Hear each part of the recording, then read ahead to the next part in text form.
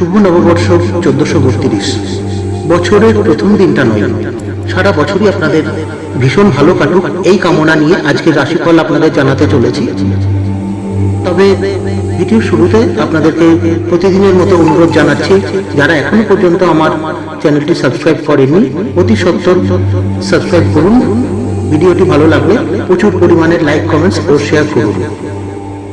রাশিফল সকলের কাছে পৌঁছে দিন। মেষ, আপনার রূঢ় আচরণে বাড়িতে বিবাদ।